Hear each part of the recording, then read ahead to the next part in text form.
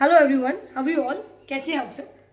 Lockdown को 4 दिन बचे हैं और शायद में भी ये एक्सटेंड हो कुछ रिलैक्सेशन के साथ, और होना भी चाहिए मेरे हिसाब से तो, क्योंकि lockdown is the best option corona को स्प्रेड होने से रोकने के लिए। बिकॉज सेल्फ डिसिप्लिन बहुत ज़रूरी है। वो थोड़ा सा पेशेंस की कमी के कारण सेल्फ डिसिप्लिन नहीं हो पा रहा है। बट अगर हम खुद ही डिसाइड कर लें कि हम लोग सोशल डिस्टेंसिंग रखेंगे, हम बिना वजह बाहर नहीं निकलेंगे, हम कोशिश करेंगे कि अनवांटेड चीज़ों से दूर रहें, तो शायद लॉकडाउन की ज़रूरत नहीं पड़े। बट इंडिया 130 करोड़ लोगों की रहने का जगह है, तो थोड़े से कंसिक्वेंसेस होते हैं।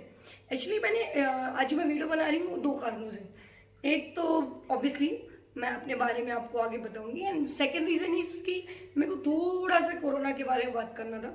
एक्चुअली मैं 2 चीज़ें नोटिस कर रही हूँ आजकल, जिसके बारे में मैं डिस्कस करना चाहूँगी। एक्चुअली मेरी आदत नहीं है किसी भी पॉलिटिकल चीज़ों पे कमेंट करना, किसी फॉरवर्ड्स को फॉरवर्ड करना, किसी के पोस्ट जो आते हैं, बहुत नेगेटिव पोस्ट आते हैं अगेंस्ट गवर्नमेंट, अगेंस्ट पीपल। तो मेरी आदत नहीं है इन सब में कमेंट करना, बिकॉज मुझे नहीं लगता मैं कोई भी हूँ इनको जज करने वाली। बट 2 चीज़ें आज मैं बोलना चाहूँगी। फर्स्ट ऑफ ऑल, कोई भी व्यक्ति, it's not about a particular place और अ पर्सन, किसी को भी अगर कोरोना हो रहा है तो प्लीज एक्सेप्ट इट कि that person doesn't want to be a covid positive patient. कोई भी नहीं चाहेगा कि हमको कोरोना हो जाए, चाहे वो जमाती हो या कोई भी हो। मैं किसी को कैटेगराइज नहीं करूँगी। गलती भी हुई उनसे, चाहे गलती से उन्हें कोरोना हो गया, बट कोरोना हो गया and it is a death giving disease. Death giving disease है ये। अगर आप नहीं संभल पाए तो आपकी डेथ हो जाएगी, अगर आपका इम्यून स्ट्रॉन्ग नहीं है, because there is no vaccination. It will take I think more than 1 year कि अगर उसकी वैक्सीन आ जाए, वैक्सीनेशन होने लगे और 130 करोड़ लोगों को वो वैक्सीनेशन मिल जाए, दैट मीन्स 1 से 1.5 साल लग जाएगा। तो हम सबको स्वीकार कर लेना चाहिए कि आगे चल के अगर लॉकडाउन खुल भी जाता है तो हमें इस कोरोना के साथ जीना पड़ेगा। इट डजेंट मीन कि अपन को कोरोना लेके जीना पड़ेगा, बट हमको एक्सेप्ट कर लेना चाहिए कि जो हमारे पास जिनको कोरोना हो रहा है, कोरोना पॉजिटिव निकल रहे हैं, जिनको कोविड-19 पॉजिटिव की रिपोर्ट आई है, वो भी हमारी तरह ही है। बट ये है कि हम अभी बचे हुए हैं और उनको हो गया। So there is nothing like to spread hatred about that person. उसकी कोई गलती नहीं है। नफरत फैलाना बंद कर दीजिए, ब्लेम करना बंद कर दीजिए। प्यार बांटना, प्यार स्प्रेड करना बहुत मुश्किल है, नफरत फैलाना बहुत आसान है। ब्लेम करना बहुत आसान है। अपन ने बचपन में सुना है, आपने भी सुना होगा कि अगर अपन किसी के ऊपर एक उंगली उठाते तो बाकी 3 अपनी तरफ ही आती है। So it's a request, stop blaming. कोशिश करिए कि आप उनके साथ उनको सांत्वना नहीं दे सकते, कंसोल नहीं कर सकते, तो don't blame them. No one wants to become covid positive. Okay, कोई नहीं चाहता कि वो कोविड पॉजिटिव हो। क्या चाहेंगे? आप चाहेंगे, मैं चाहूंगी, जिसको हुआ है वो चाहेगा, कोई नहीं चाहेगा। तो stop being so negative about this, and don't think कि आपके शहर में तो हो ही नहीं सकता, ये किसी को भी कहीं भी हो सकता है। So stop blaming people. मैंने लास्ट वीडियो में बोला था, try to be very positive, because ये समय है साथ में लड़ने का, वो भी अपने अपने घर पे बैठ के। Stop being so negative. News देखना बंद कर दीजिए, नेगेटिव पोस्ट देखना बंद कर दीजिए। मैं कभी भी किसी भी पोस्ट को रिप्लाई नहीं करती। It's not the time to blame government, blame people, blame reporters. I don't think so. Blame करने से कुछ भी फायदा होता है। आप ब्लेम कर दो गवर्नमेंट को। आप बताइए इससे पहले किस गवर्नमेंट ने ऐसी एपिडेमिक देखी है? सो कंसिक्वेंसेज होने ही हैं। कुछ भी प्रॉब्लम होती है, आपके घर में भी होती है, मेरे घर में भी होगी, तो कोई कंसिक्वेंसेज होते हैं।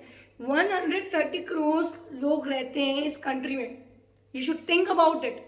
सो स्टॉप ब्लेमिंग। पीपी नहीं है, people are wandering, they are going to their places by walking on the road, they are dying of food, they are starving. I can understand everything, and I'm not saying कि ये सब झूठ है या कुछ, but consequences होंगे। people are trying to handle the situation, and हमारा काम क्या है?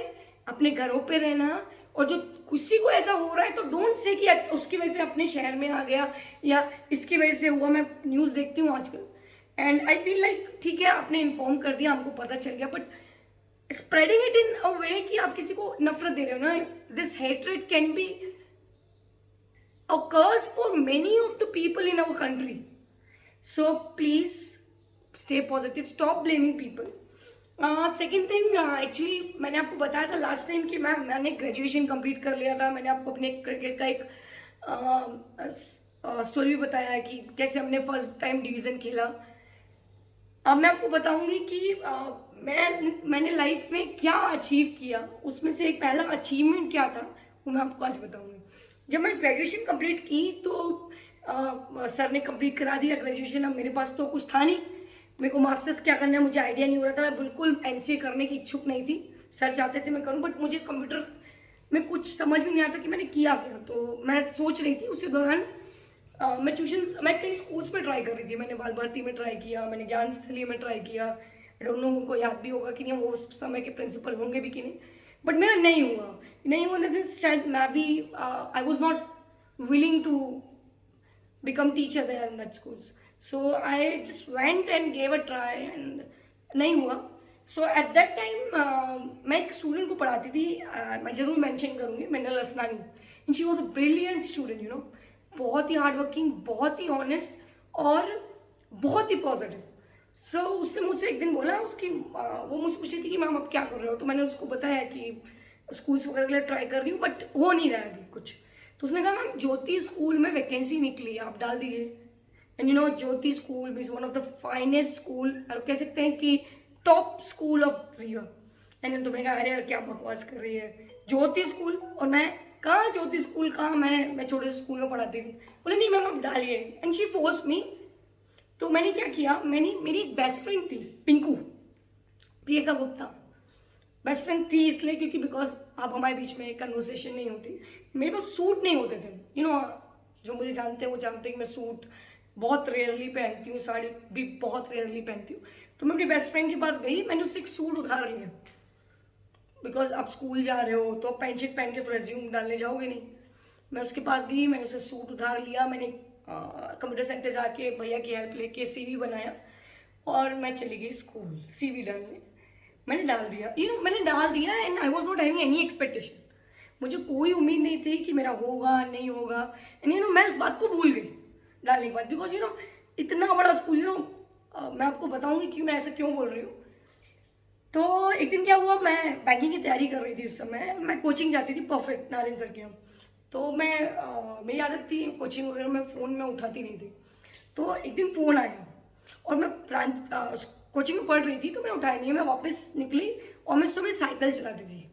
मेरे पास गाड़ी नहीं थी तो मैं साइकिल चलाती थी, और गियर वाली साइकिल थी, अतुल ने मुझे दी थी. उससे मैं जा रही थी तो मैंने सोचा कि मैं कॉल बैक करूँ, पूछूँ कौन है. तो मैंने कॉल किया और मैंने पूछा कौन है. तो वहाँ से फादर जैकब हमारे मैनेजर थे उस समय, उनका रिप्लाई आया, मैं फादर जैकब बोल रहा हूँ, I am from Jyoti school. And आप बिलीव नहीं करो, 2 मिनट के लिए मुझे ऐसा लगा कि पैरों के नीचे से ज़मीन खिसक गई. यू नो ज्योति स्कूल क्या है मैं आपको बताती हूँ, मेरे लिए क्या है. मैं काफ़ी ज्योति के स्टूडेंट्स को मैंने पढ़ाया है और टिल द एंड पढ़ाया है, और लास्ट में फादर ने मना कर दिया इसलिए पढ़ाना बंद कर दिया. पर मैंने बहुत बच्चों को पढ़ाया है. मेरे बहुत सारे स्टूडेंट्स बहुत अच्छी अच्छी जगह पे हैं, बहुत अच्छी पढ़ाई कर रहे हैं. तो मैं जब उनको देखती थी या उनके स्कूल के टीचर्स के बारे में सुनती थी, यू नो, आपका एक सपना होता है कुछ करने का. तो मैं स्कूल से कई बार क्रॉस करती थी पढ़ाने जाने के लिए, और मैं स्कूल को देखती थी, मैं सोचती थी काश मैं इस स्कूल में पढ़ी होती या मैं स्कूल में पढ़ा पाती. यू नो मैंने आपको बताया था कि गॉड जी हमेशा कहते हैं कि सपने देखना ज़रूरी है क्योंकि सपने ज़रूर पूरे होते हैं. सो मेरे लिए भी एक सपना ही था because you know Jyoti school. And आप एक ग्रेजुएट मामूली से इंसान, आपको क्या ज्योति स्कूल में पढ़ाने मिलेगा. सो फादर ने मुझे कहा कि you know we want to take your interview, you come on this date. So I was like wow, I was amazed and I was stunned at that time कि ये क्या हो रहा है. बट यू नो एक दिल धड़कता है ना बहुत तेज तेज, वैसा हो गया. फिर मैंने पिंकू के पास गई, मैं फिर से मैंने उसे एक सूट उतार लिया और मैं इंटरव्यू देने गई. मैं बहुत एग्जैक्टली मुझे इंटरव्यू की सिचुएशन याद है. सिस्टर शांता हमारी जो वाइस प्रिंसिपल थी बैठी हुई थी. उस समय में हमारी प्रिंसिपल अंजुला शिववंशी थी, तो वो इंटरव्यू में नहीं थी. फादर वर्गीस थे, फादर वर्गीस उस समय एडमिनिस्ट्रेशन में थे, फादर जैकब बैठे हुए थे, सिस्टर सरीन बैठी हुई थी, और एक और कोई सिस्टर बैठी थी जिनका मुझे नाम एक्चुअली याद नहीं। इतने लोग बैठे हुए थे और फुल इंग्लिश में बात कर रहे थे। मुझे इंग्लिश आती है हमेशा से, मतलब मैं एक ही सब्जेक्ट है जो मुझे अच्छे से आता था, पर मैं इतना डरी हुई थी। वो मुझसे इंग्लिश में पूछ रहे थे और मैं इंग्लिश की जो मर्डर कर रही थी ना, इतना खतरनाक गंदा इंग्लिश बोल रही थी उस समय। I was just so means I can say, मैं इतना डरी हुई थी, आई वॉज सो नर्वस कि मैं क्या रिप्लाई दूँ। तो मुझसे पूछ रहे हैं कि आपका नाम क्या है, आप क्या करते हो। उन्होंने मुझसे पूछा कि आप क्या करते हो, तो मैंने उनको बताया कि मैंने अभी BCA कंप्लीट किया है एंड क्या कहते हैं, मैं एक स्कूल में इंग्लिश पढ़ाती थी। तो बोले कि आपने कितने साल इंग्लिश पढ़ाई है, तो मैंने उनको बताया कि मुझे 4 साल हो गए। तो बोले कैसे पॉसिबल है, आप ग्रेजुएशन अभी कंप्लीट किए हैं। तो मैंने उनको बताया कि 12th का एग्ज़ाम कंप्लीट होते ही मैंने पढ़ाना चालू कर दिया था। तो उन्होंने मुझसे पूछा क्या पढ़ाते हो, मैंने कहा इंग्लिश पढ़ाती हूँ। बोले क्यों, तो मैं एक उस समय मुझे बहुत क्रेज़ था वोके पढ़ने का। सो आई टोल्ड देम कि English grammar is my forte. Forte is not a normal word for general public word, it's not a general public word. Forte means specialty. So they became, they were like, wow. So they asked me कि आपको किसने बताया, तो मैंने कहा I am teaching lots of Jyoti school students from a long time. So they were like, okay, why not, हम आपको try करेंगे. And I did BC at that time. And they said कि चलो हम आपको try करेंगे और आपको फ़ोन करेंगे. Then they told us, they told me कि कल से आप आइएगा और हम आपको एक हफ्ते देखेंगे एंड एक हफ्ते बाद हम डिसाइड करेंगे कि हमें आपको लेना है कि नहीं। एंड आप बिलीव नहीं करोगे, पहले ही साल मुझे 6th क्लास मिली थी। I got 4th, 5th and 6th English and I was computer graduate. And they said कि it will we will see you for a week and then will decide what to do. And they took demo of mine. मैंने narration पढ़ाया पहले दिन, उन्होंने मेरा demo लिया। 6th class में बैठे फादर जैकब बैठे थे एंड कोई सिस्टर बैठे थे, मुझे याद नहीं। एंड उन्होंने डेमो लिया, उन्होंने मुझसे कहा एक हफ्ते में आपको देखूंगे। और मेरे पास साड़ीज नहीं थी, आपको पता है मैंने ज्योति स्कूल में 3 साल लगातार साड़ी पहनी एंड मेरे पास थी नहीं, तो मैंने धीरे धीरे अरेंज करके साड़ियाँ खरीदी। तो मुझे याद है आज भी वो एक दिन था। उसके बाद जब मैंने खुद ज्योति स्कूल खोला, 3 साल मैंने ज्योति स्कूल में पढ़ाया। उसके बाद मैंने मास्टर्स चालू की इंग्लिश में और हमेशा 70+ मेरे परसेंटेज रहते थे। एंड मुझे उस दिन के बाद कभी बुलाया नहीं गया, कभी बोला नहीं गया। मैं कंफर्म भी हो गई। मुझे बहुत अप्रिशिएट किया गया, मुझे बहुत प्यार दिया गया। ये मेरी लाइफ का एक बहुत ही बड़ा सक्सेसफुल स्टेप था, फ्रॉम 15। और आपको पता है मेरी सैलरी कितनी थी, 15,000, from 1,500 in that school to 15,000। And आज भी मैं उस दिन को याद करती हूँ तो मुझे बहुत ही प्राउड फील होता है इस बात के लिए। इसलिए नहीं कि मैंने ये कर दिखाया, इसलिए कि मैंने कभी सोचा था कि मैं इस स्कूल में पढ़ूँगी। For me Jyoti school is like a temple.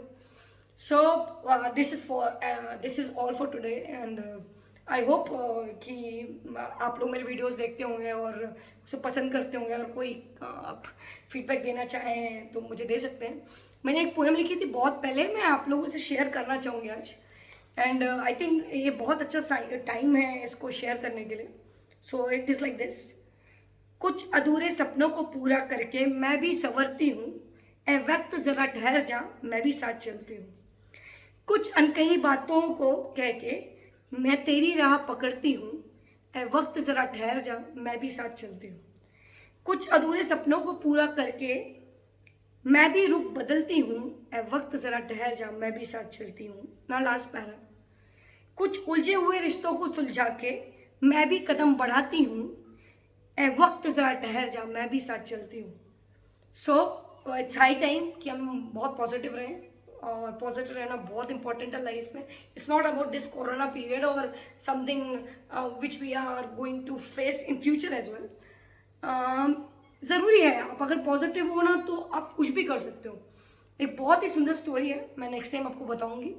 और it's a request to all to stay at home, stay safe, take all precautions, stay healthy, eat healthy food, and please follow all the instructions given by the government and try to help people. Don't blame anyone. And try to be very positive and it's a high time. एक मौका मिला है हमें अच्छा इंसान बनने का, इंसानियत को साबित करने का. 130 करोड़ की जनसंख्या वाले देश साथ मिलकर लड़ रहे हैं, बहुत बड़ी बात है. बाकी कंट्रीज में 10-10 लाख पेशेंट्स हैं, हमारे यहाँ सिर्फ 30,000. And it is because of the effort of we all. So believe in you. Take care. Bye.